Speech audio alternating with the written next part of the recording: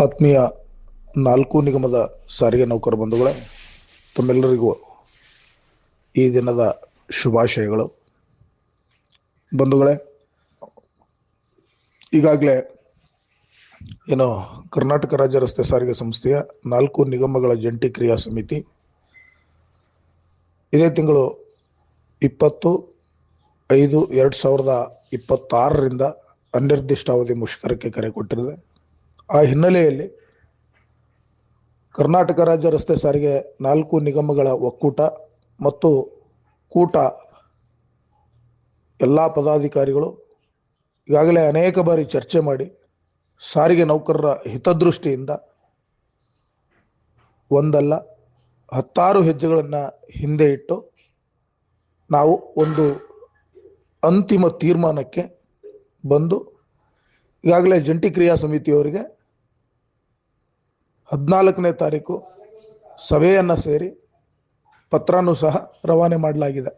ಆದರೆ ಇಂದಿಗೆ 3 ದಿನ ಕಳೀತಾ ಇದೆ. ಜಂಟಿ ಕ್ರಿಯಾ ಸಮಿತಿಯಿಂದ ಯಾವುದೇ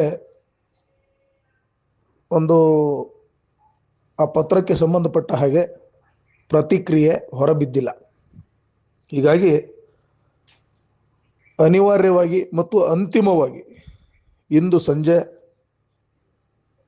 6 ಗಂಟೆಯ ಒಳಗಡೆ ಜಂಟಿ ಕ್ರಿಯಾ ಸಮಿತಿ ತನ್ನ ಸ್ಪಷ್ಟ ನಿಲುವನ್ನು ಹೊರ ಹಾಕದೇ ಇದ್ದರೆ ನಾವು ಒಕ್ಕೂಟ ಮತ್ತು ಕೂಟದ ಸಾರಿಗೆ ನೌಕರರ ಹಿತದೃಷ್ಟಿಯಿಂದ ನಾವೀಗಾಗಲೇ 1/1/2024 ಜಂಟಿ ಕ್ರಿಯಾ ಸಮಿತಿಯ ಬೇಡಿಕೆಗಳಾದ 1/1/2024 ವೇತನ ಪರಿಷ್ಕರಣೆ ಮತ್ತು 25% ವೇತನ ವಿಮರ್ಶೆ, 38 ತಿಂಗಳ ಹಿಂಬಾಕಿ, ಜೊತೆಗೆ ಈ ಒಂದು ಹೋರಾಟದಲ್ಲಿ ಆಗುವಂಥ ಅನಾಹುತಗಳು ಅಂದರೆ ಮರಣ ಶಾಸನಗಳು ಅನೇಕ ರೀತಿಯಲ್ಲಿ ನೌಕರರ ಮೇಲೆ ಹೇರಲಾಗುತ್ತೆ. ಆ ಎಲ್ಲ ಶಿಕ್ಷಾದೇಶಗಳು ವಾಪಸ್ ತಗೋಬೇಕು. ಜೊತೆಗೆ ಕಾಂಗ್ರೆಸ್ ಪಕ್ಷ ಚುನಾವಣಾ ಪೂರ್ವ ಪ್ರಣಾಳಿಕೆಯಲ್ಲಿ ಹಾಕಿರುವಂತೆ ಸರ್ಕಾರಿ ನೌಕರರ ಸರಿಸಮಾನ ವೇತನ ಮತ್ತು ಸ್ಥಾನಮಾನ ನೀಡುವುದರ ಕುರಿತಾಗಿ ಕಾಮನ್ ಫ್ರಂಟ್ ಇಟ್ಕೊಂಡು ಸರ್ಕಾರದ ಮುಂದೆ ಹೋಗೋಣ. ಸರ್ಕಾರ ಯಾವುದನ್ನು ಗಣನೆಗೆ ತೆಗೆದುಕೊಂಡು ಈಡೇರಿಸ್ತೀನಿ ಅಂತ ಹೇಳುತ್ತೋ ಎರಡರಲ್ಲಿ ಯಾವುದಾದ್ರೂ ಸಹ ನೌಕರರಿಗೆ ಒಳ್ಳೆಯದಾಗುತ್ತೆ. ಆ ಕಾರಣಕ್ಕೋಸ್ಕರ ನಾವು ಒಂದಲ್ಲ 10 ಹೆಜ್ಜೆ ಹಿಂದೆ ಇಟ್ಟು ಜಂಟಿ ಕ್ರಿಯಾ ಸಮಿತಿಯ ಹೋರಾಟಕ್ಕೆ ಬೆಂಬಲ ವ್ಯಕ್ತಪಡಿಸೋದಾಗಿ ರಾಜ್ಯ ಕೋರ್ ಕಮಿಟಿ ಸಭೆ ಸೇರಿ ತೀರ್ಮಾನ ತೆಗೆದುಕೊಂಡಿದ್ವಿ. ಆದರೆ ಜಂಟಿ ಕ್ರಿಯಾ ಸಮಿತಿಯ ಮುಖಂಡರಿಂದ ಯಾವುದೇ ತೀರ್ಮಾನಗಳು ಹೊರಬರುತ್ತಿಲ್ಲ.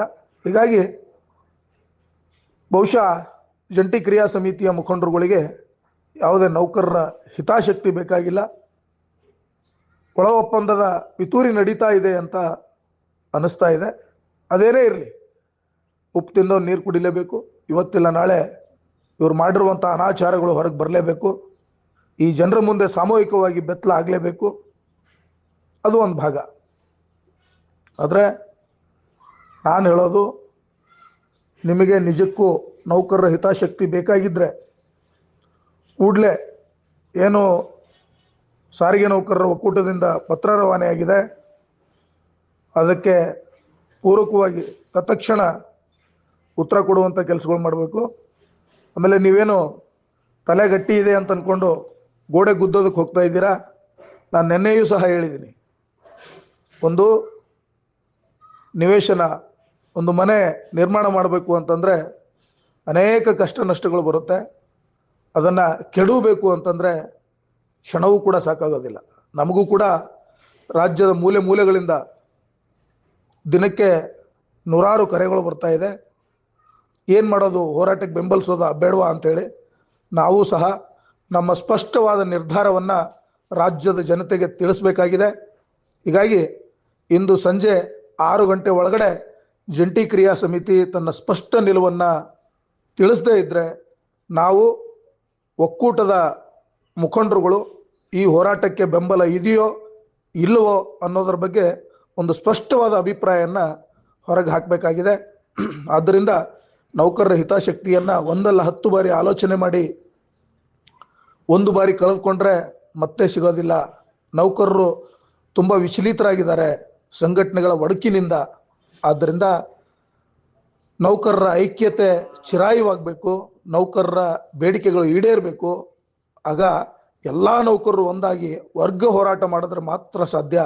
ಇಲ್ಲದೆ ಹೋದರೆ ಒಂದಷ್ಟು ಜನ ಹೋರಾಟ ಮಾಡ್ತೀವಿ ಅಂತ ಹೇಳೋದು, ಒಂದಷ್ಟು ಜನ ಹಿಂಬಾಗಿಲಿನಿಂದ ಹೋಗಿ ಕೆಲಸ ಮಾಡಿ ಅದರಿಂದ ಲಾಭಕ್ಕಿಂತ ನಷ್ಟವೇ ಹೆಚ್ಚು. ಅಂತಹ ಹೋರಾಟಗಳಿಂದ ಏನು ಶಿಕ್ಷೆಗಳಿಗೆ ಗುರಿಯಾಗಿರ್ತಾರೆ ಅಂಥ ನೌಕರರ ಮೇಲೆ ಆಗುವಂಥ ಶಿಕ್ಷಾದೇಶಗಳಿಗೆ ಆಡಳಿತ ವರ್ಗ ಅಥವಾ ಸರ್ಕಾರ ಕೂಡಲೇ ವಾಪಸ್ ತಗೊಳ್ಳೋದಿಲ್ಲ.